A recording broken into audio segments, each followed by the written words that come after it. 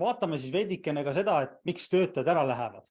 Tänapäeval on küll on IT-sektoris selline tendents, et ostetakse inimesi üle, mis on alatu, aga tihtipeale see ei toimi. Ja põhjuseks, miks inimesed ära lähevad, on statistika, mis toob välja, et tegelikult 3/4 töötajatest, kes lahkuvad sellepärast, et nende juhiga oli võimatu koostööd teha. Ehk selline juht, kes on toksiline, mürgitab, kes ei ürita saada kontakti töötajatega ja neid usaldust võita nendele, siis nende puhul lähevad töötajad ära. Nüüd peamised põhjused, miks töötajad ära lähevad, on see, et puuduvad eesmärgid, ehk siis töötaja ei tea, mille pärast ta tööd teeb. On töötajaid, kes muidugi on võimelised tegema tuimalt hommikust õhtuni tööd, aga enamus inimesi üritab leida mõte oma töös ja kui eesmärk puuduvad, siis on tõenäosus see, et töötaja läheb ära. Puudulik juhtimine, eks see on see moment, kus juht nagu on ja ei ole ka. Ehk juht tuleb korraks kohale, ütleb midagi, suunab midagi, siis läheb ära ja mitte mingit informatsiooni juhi poolt ei tule ja kõik nagu on see, et töötajad ise otsivad omale tööd. Kolmas selline suurim põhjus, miks töötajad lahkuvad, on tagasiside puudumine, ehk töötaja ei saa tagasisidet, kuidas tema sooritus on, mida temalt oodatakse. Neljas üks suurimaid on arengu puudumine. Areng ei tähenda ainuüksi karjääri, vaid ka seda, et enese täiendamine. Meil on küll levinud selline mõtteviis, et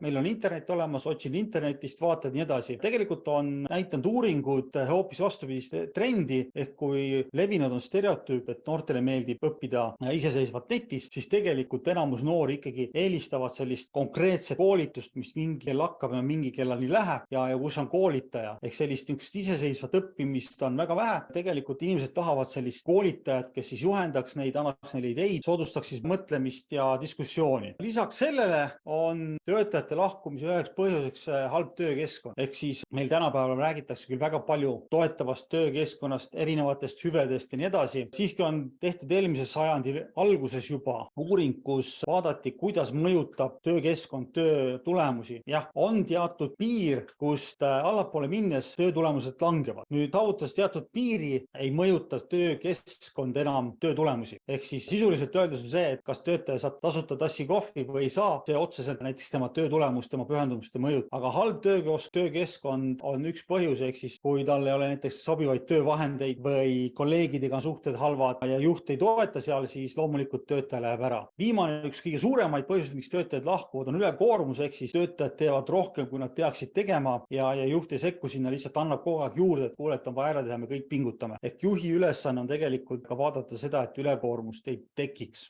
Ja lõpuks on ka selline igavus, ehk siis tegelikult töötaja teeb midagi, aga see on selline vastand ülekoormusel, ehk siis töötaja on sisult alakoormus, käib ringi, otsib omale tööd, ehk siis see on selline ka üks põhjus, miks töötajad ära lähevad. Kokkuvõttelt töötajate pidev äraminek tähendab seda, et eesmärgid on puudu, juhi roll on selline ebamäärane, juht ei tegele sellega, ei tee seda, mida ta peab tegema, töötajad ei saa tagasisidet, puudub areng, töökeskkond, ülekoormus või siis alakoormus ja igavus, need on need sellised momendid.